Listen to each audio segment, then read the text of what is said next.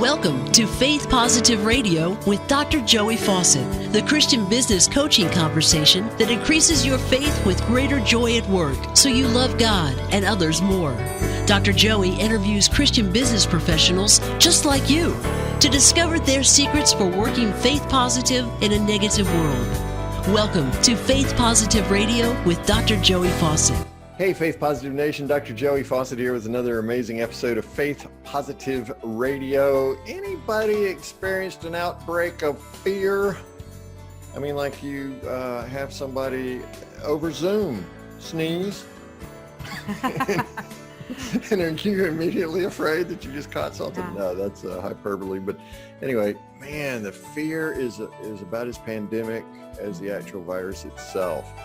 And we as Christians know, because we've heard a bazillion sermons on, fear not, don't be afraid, and all these kinds of things. Yeah. But man, the reality is we still get afraid sometimes. Mm-hmm. And it's at 3 a.m. or sometime, when the night terrors maybe grab you. So what do you do? How do you deal with the reality of fear?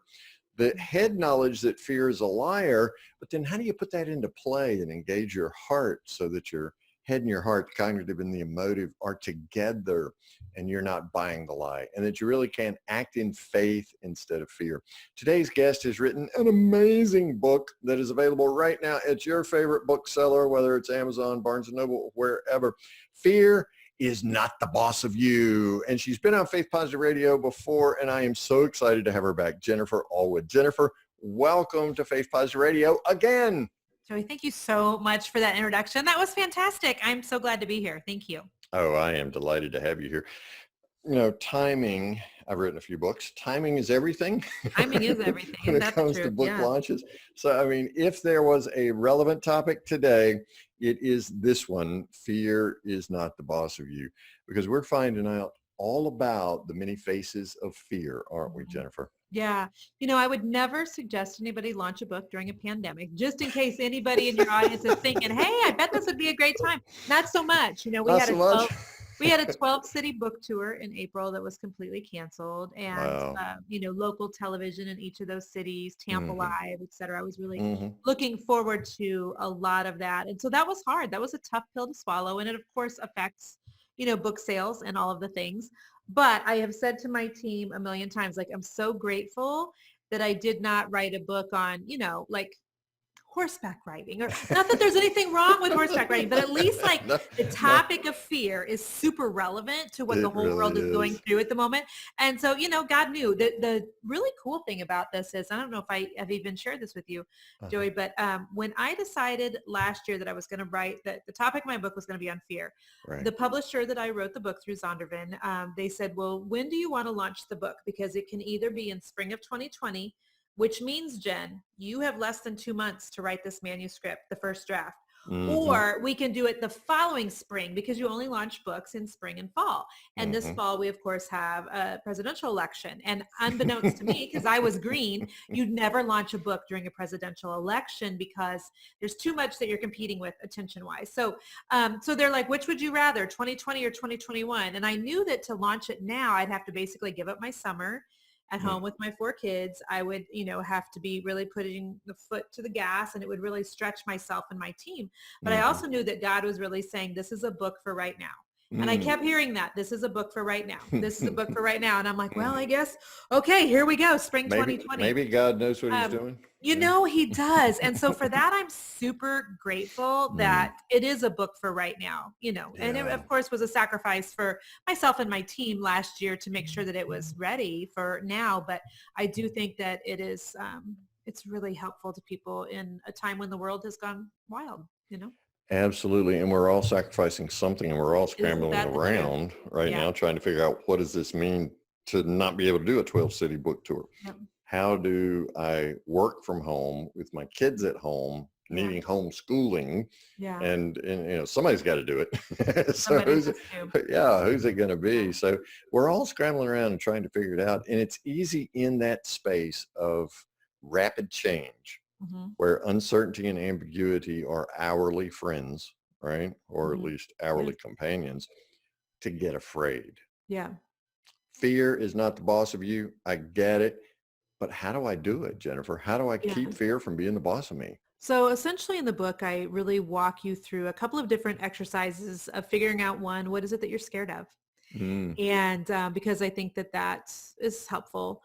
And usually when we're scared of something, we get stuck. So like chapter 1 is all about being stuck. Chapter 2 is all about being overwhelmed. And chapter 3 is all about being terrified of making a change. Mm. So a lot of women in particular will relate to one of those 3 things. And so then the next whole section of the book was, so how did you even get here? Because I think sometimes in order to get out of where you are, it's really important to figure out, well, what got me here in the first place? Mm. How did I get so scared of this thing? How did Mm. I get so stuck? And then because I think once you figure out kind of what got you there, then I Mhm. think you can often launch into getting out of that place. So I really break down in that section that sometimes we're stuck and we're terrified because of things that were handed to us. Like it isn't Mm. always our fault. Some of us Mm. came from parents who were fearful and who got stuck. Yeah. Some of us came from an upbringing, with where that's all we saw and we witnessed was family members who made decisions based on feelings. And by the way, fear is a feeling. And Mm. so sometimes we take on what was handed to us. Other times it's things like watching other people win on social media. Something right now is just watching the television in general is really Oh. keeping a lot of people stuck and in a fear spiral of sorts. I think I Mhm. started to say sphere spiral. That was funny. Let's make sure we That's leave that in there. No, I'm kidding. yeah, no, that's a thing. That's a I thing, right? flip-flopped some words there. You, But, you, you I think do fear think that spirals are bad? You should try spear spirals. They're Spear even spiral. worse, I'm like, right? that sounded funny. Almost not bad. But, I do think that what we're allowing into our brain and what Yes. when my kids were small, we've got 4 kids, 3, we've got a graduating senior, which is hard Do right now. Let me just say you? that he's, Wow. missed prom, missed graduation, missed all the things. We've Yeah. also, and I our wish youngest, I'd missed prom my senior year. I really yeah, do. Oh, sorry. looking You can back, that tell him I dress was said terrible. that. Yeah. But That's but right. we've also we're in the process of adopting a little 5-year-old girl. So we've got kids, Aw. ranging in that age. When the Uh-huh. kids were little, do you remember that nursery rhyme, like, be careful little eyes, what you see, be Oh, careful little yeah. eyes, what you see. Okay, My and be big careful one little was be ears, what careful you hear. be careful little hands what you do. That was the one that got Exactly. me in trouble all the time. Was it? Yeah. Okay, well, Yeah. Keep your hands um, off that. but I think that applies for adults too. We've got to be Sure. careful little eyes what we see, be careful little ears what we hear. And so consuming the wrong type of content from the wrong type of people Mm. makes fear almost this like rapid wildfire. Mm.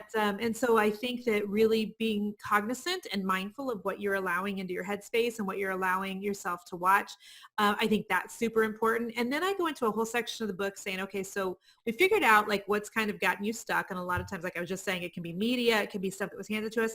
And now how are Mhm. we going to get out of there? And so I walk through an entire section in the book where I basically say, okay, what's the worst thing that could happen if you do the thing that God's calling you to do on this side of heaven, or you do the thing that you're most scared to do? Mm. There's a lot of people right now, Joey, who are having to do business completely different. They're having to start over and reinvent themselves. They're having Oh, to yeah. start something from scratch. They're having to go back to the drawing board. They've been let Right. go.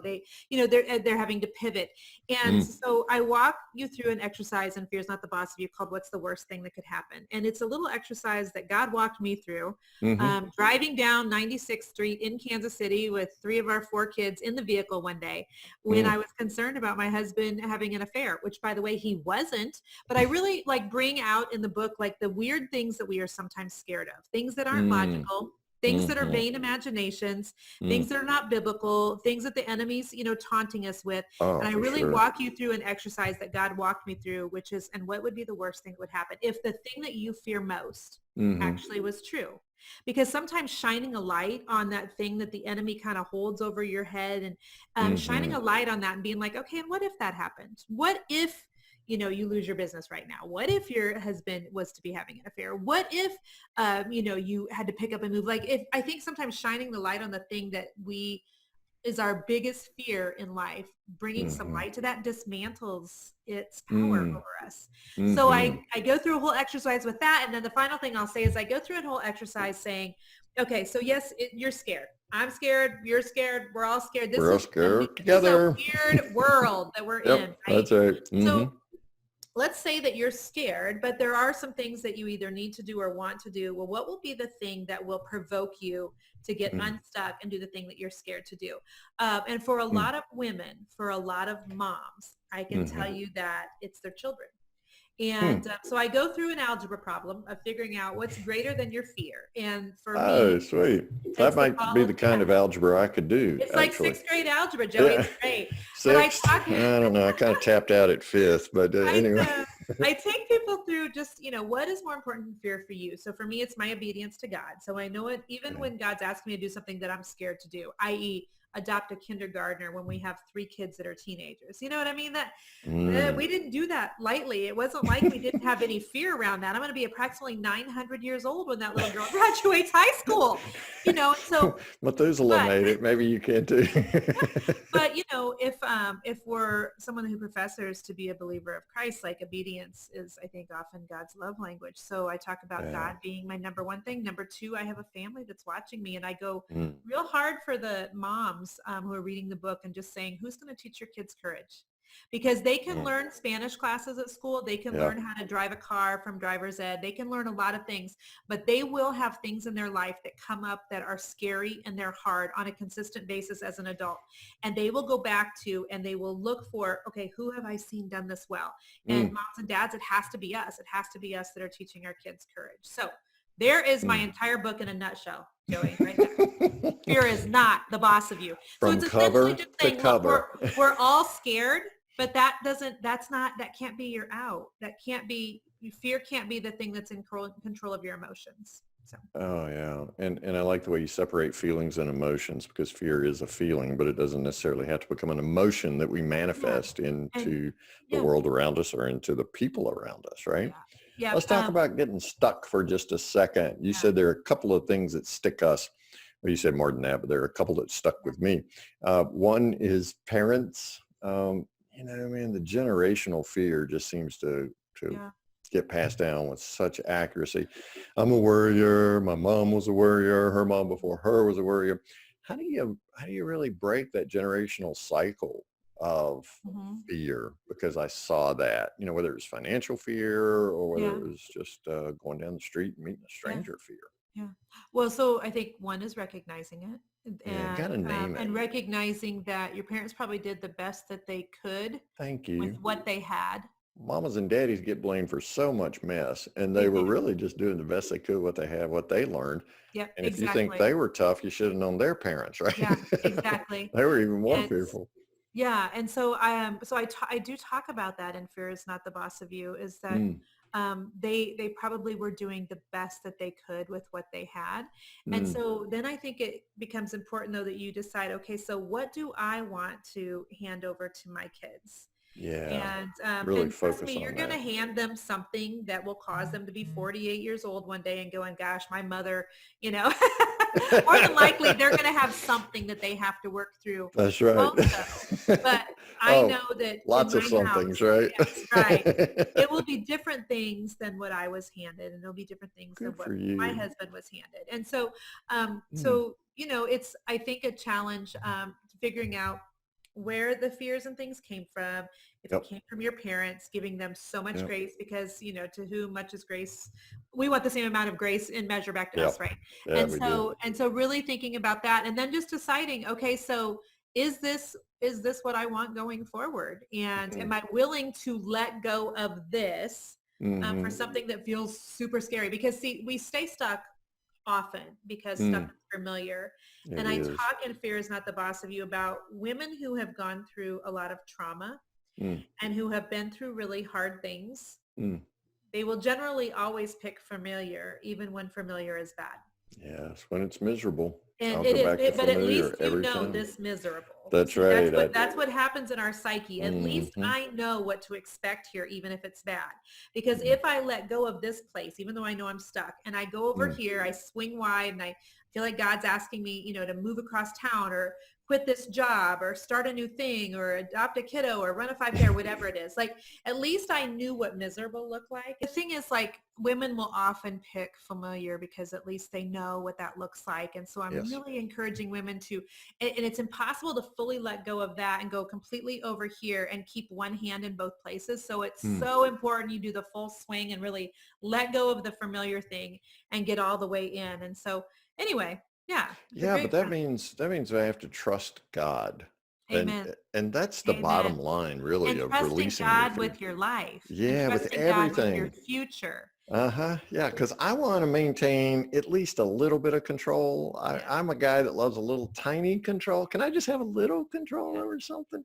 me And too. and yet Jesus encourages us to have this reckless abandonment. Well, who does that? Yes. It's that swing from familiar to unfamiliar. Usually a crisis is required to just Mhm. create so much discomfort that I've got to let go. Yeah. Yeah, it's like the mother bird pecking the talons of the baby bird until the pain becomes so great that the baby bird has to release and go out of the nest, right? That's good. So the discomfort that life brings us sometimes, sure, it's painful, but let's let the God of surprise have his way with us and just trust him. But that Mhm. takes a lot of encouragement. So how do I Yeah. do that? Do I place myself, I mean, do I place myself under the authority of a mentor? You know, how do I do it? How did you Well, do that?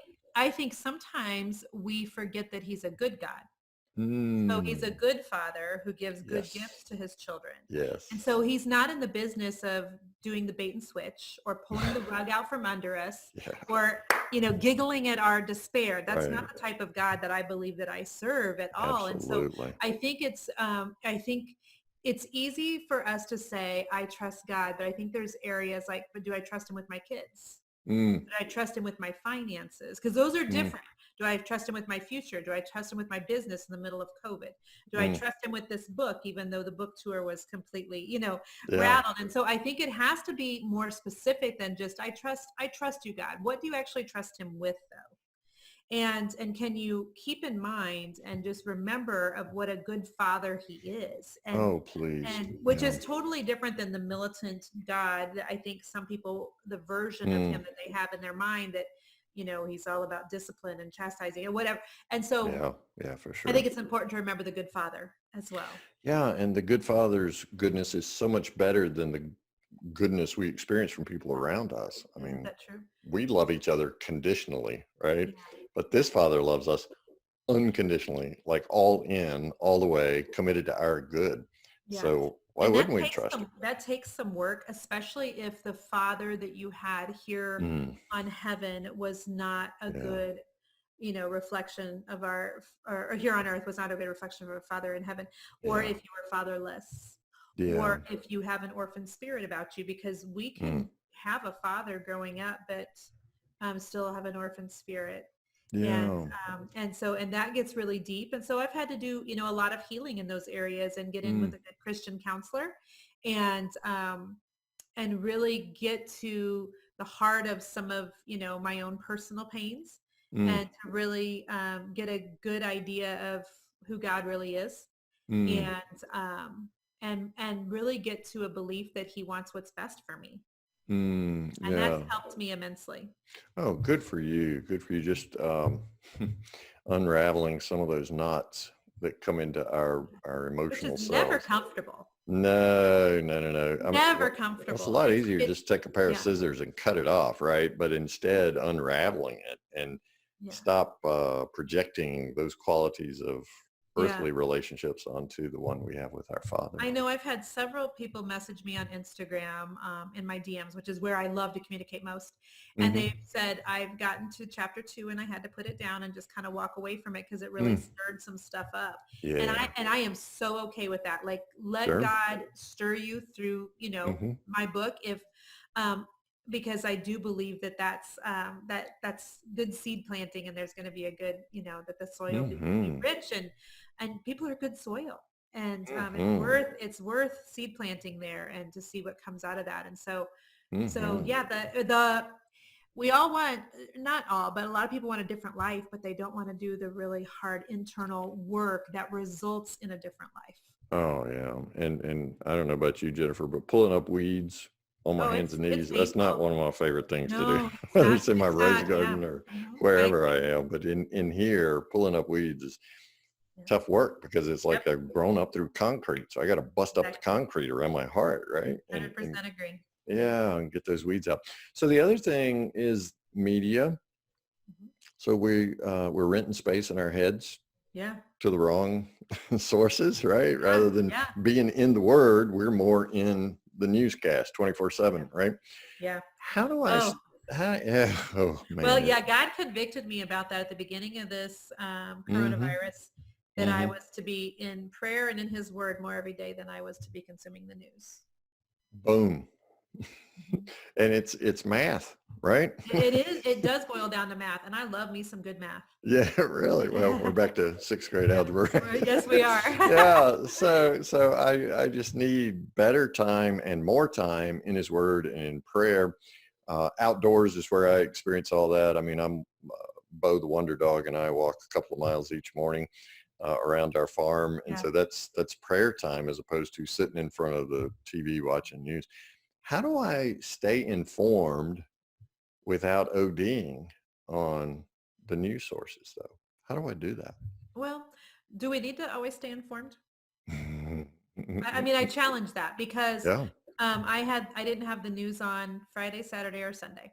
Mm. I didn't have the television on news. I watched plenty of movies with my kids over the weekends and Yeah. some things with my husband, but I didn't have on the news because Mm. the news makes me feel fearful. Mm. And so when you're talking about staying informed, my best friend will let me know. One of the Facebook pages, the few that I follow that I feel like are Yeah. Right. that they'll let me know. You know what I Mm-hmm. mean? We'll find out somehow. We'll get Mm-hmm. an email from the kids' teachers, which talk about. So, I think that we all think that we need to know all things. And when actually sometimes ignorance is bliss. And it's Mm. not that it's not that we're burying our head in the sand and pretending it's not happening. But I Right. do think that we're like glued to the television and then glued to our Facebook. And then we wonder why we feel like a maniac on the inside and completely terrified. Well, look at all the stuff that you're consuming. And Mm. so we've got to really pick and choose and turn it off. I think that we all have an internal crisis barometer, number one. We Mm. can only handle so much Mm-hmm. before we're just, and I've noted that when I read too much, even if it's accurate stuff, Mm-hmm. and I watch too much, when I talk about it with friends too much, I start doing this spiral where I'm like, we're all Mm. going to heck in a handbasket, Joey. We're Yeah. just, the ship's going down and I the world's know. never coming back. And, I know. and so, for my mental well-being, I can't do that. Yeah. So this weekend we went on a lot of walks and we took the Sure. kids, out in the woods and Sure. and we let them play in a creek and they acted like kids again.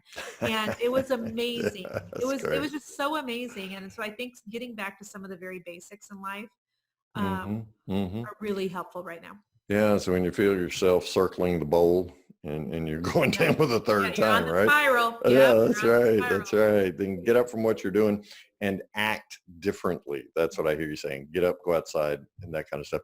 Because in the face of fear, courage, bravery is really acting in the face of fear. I mean, Mhm. I'd love to say we could get to this nirvana, and I know you talk about this in your book, where there's no fear, but it's Yeah. acting in the face of fear that's so important for us in Yeah. order to ensure that fear is not the boss of us. Well, I actually talk in the book that I have not gotten to a place in my life where I have zero fear.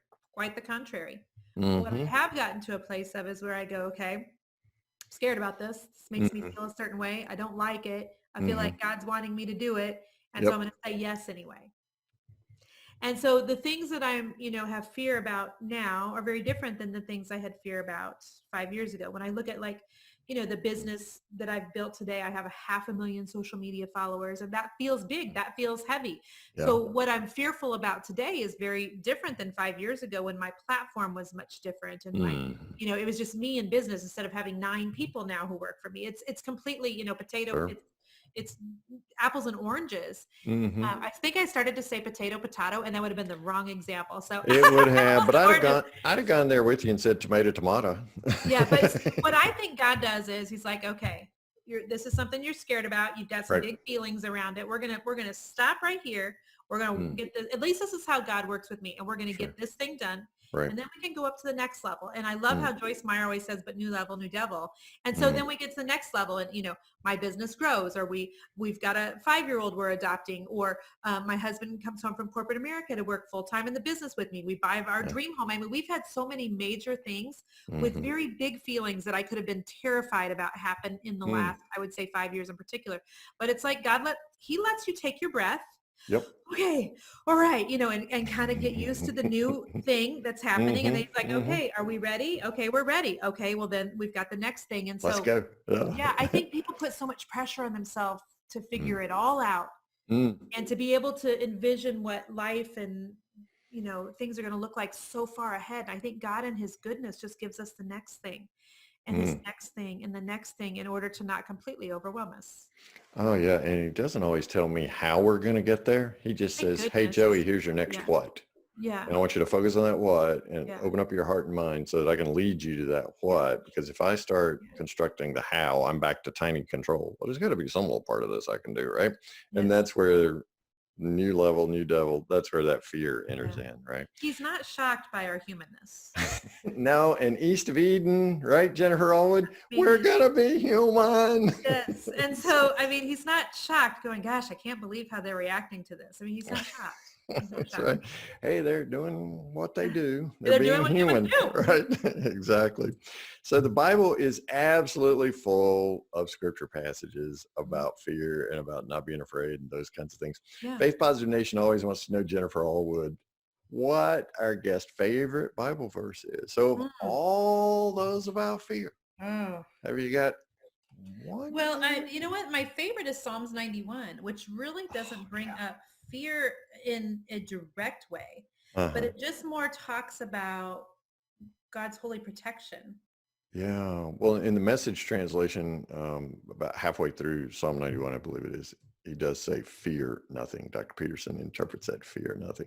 Yeah. But then that whole thing about angels and their jobs to keep you from falling under the wings of his protection. And so Psalms 91 is always my go-to. Always. Wow. Yeah. So you There's feel a lot of comfort in that. And I really want to memorize the entire Psalms 91. Oh, that would be way cool, wouldn't it? Yeah, but it's long. It is long. I figured God had somebody write it down so I didn't have to memorize the whole thing. It's kind of like I'm back to 6th grade algebra, right? Yes. Wonderful. JenniferAllwood.com/book is where you can go and find out all about how to get your copy of Fear is Not the Boss of You. Chuck has done an amazing job. If you go to our website at getpositive.today and just search for Jennifer Allwood, you'll come right to her page on our website. There's a click through there. You can go to Amazon if that's your favorite book buyer. If you go to JenniferAllwood.com/book, you can pick it up from Barnes & Noble or any other place there. And there's all sorts of other cool stuff that you can avail yourself of at JenniferAllwood.com. Jennifer, thank you so much. I really enjoy every conversation that we have, but especially this one, because right now fear's got a lot of people by the throat. Get this book and release the grip of fear around your throat, and then go live the life that God designed you to live. Jennifer, thank you. We pray God's blessings on you, your amazing husband, those 4 great kids. And boy, it would take a big God to call me to adopt a 5-year-old when I've got an 18-year-old. Yeah, that's a big one. Radical obedience. We shall pray for you as you are radically obedient. All right. God bless you, Jennifer. Thank you so much. Thanks for listening to Faith Positive Radio, the Christian business coaching conversation that increases your faith with greater joy at work so you love God and others more. Suggest guests and ask questions when you email Dr. Joey at info@getpositive.today. And be sure to get your free gift of the 5 positive business conversations to have today coaching program at getpositive.today. Until next time, may God bless you with everything your heart can hope for and more than your mind can imagine.